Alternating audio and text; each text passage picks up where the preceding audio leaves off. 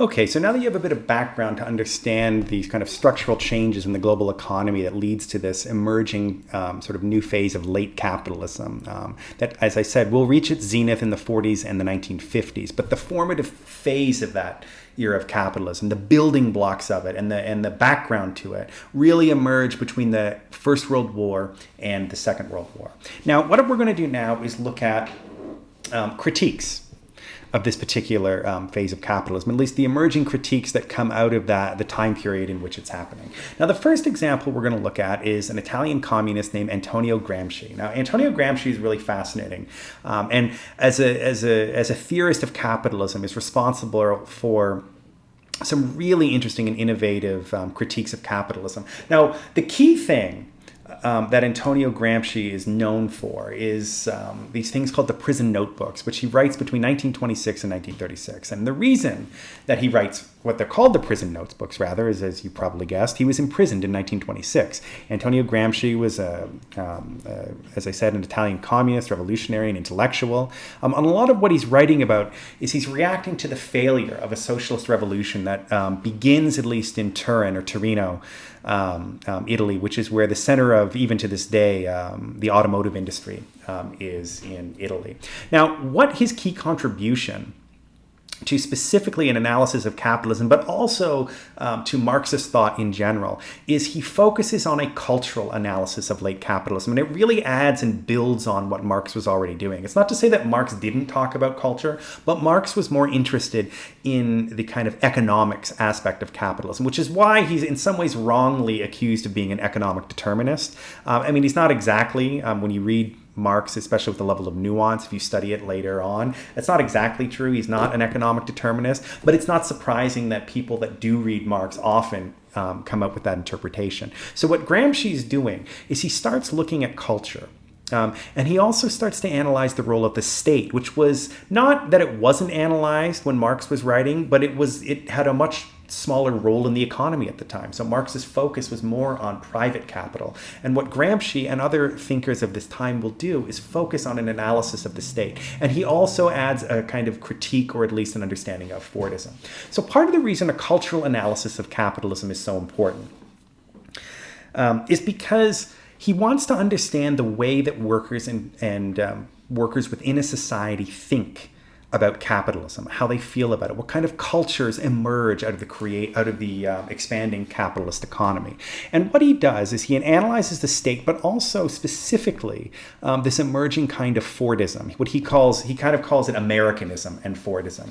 And specifically, he's analyzing it because a lot of these techniques that Henry Ford pioneers under the rubric of what Gramsci calls Fordism is being exported to Italy. So in the automotive industry in Turin, in Italy, what Ford is doing in the United States is moving to Italy in the 1920s, where this idea of having a mass assembly where cars can be much more affordable, but also paying workers much higher wages than, say, had been previously the case in the automotive industry, that allows them to be able to buy and afford to enjoy the fruits of their labor by buying the cars that they themselves are producing. So his critique of this is that one of the interesting things that Fordism does, and again, part of the innovations of it, as I said, is it integrates the working class into the broader consumptive aspect of the capitalist economy. What was once really only something that existed for the middle classes and up, now all of a sudden, because of this, factory workers now have a role to play in consumption, and they can afford to have manufactured goods in ways that they wouldn't have, say, 20, 30 years prior. So what Gramsci says is this has some really important consequences for the history, for what will become the future of capitalism, but also from his perspective as a revolutionary, what this actually means for the movement, for people like him who share his much more socialist ideology. And what he does is he comes up with this concept of cultural hegemony. hegemony. So because workers are now integrated into the consumptive aspect of the economy under Fordism, this essentially blunts a lot of working class militancy. And what it does is it creates a kind of cultural hegemony. It's what Gramsci calls cultural hegemony. Now, what this means is that a culture has become so pervasive and powerful and strong that the people that benefit the least from it are enthusiastically supporting it. And this is a lot of what his critique of Fordism does, is that Fordism blunts working class militancy. And for somebody like Gramsci, this is a problem because it means that the dream of a kind of socialist revolution or a much more socialist society starts to become out of reach because these workers now look at capitalism and think, well, maybe this isn't so bad. Maybe I don't love my job so much. Maybe it's repetitive. Maybe I work long hours, but I'm getting paid well. And now I can afford to not only support a family, but be able to buy consumer goods and exist in this consumptive and consumer economy that people of working class background would not have had access to in the late 19th century. He also looks at how the role of the state does this as well.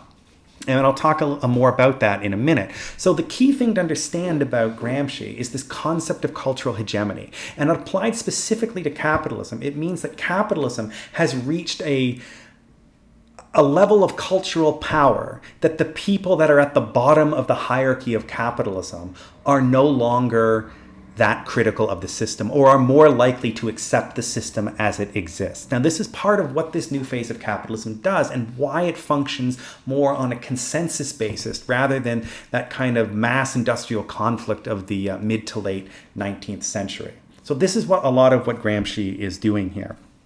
Now, I'm going to pause the video for a minute and actually introduce another video, which is an interview with a professor at the University of London named Nico Pizzalotto, who actually wrote about a comparative history looking at Detroit, the auto industry in Detroit, and the Italian auto industry in turn. So he can speak directly to how this what Gramsci calls the American system, or the Americanism and Fordism, is expanded to Italy and the consequences that it has on working class movements within both the United States and Italy.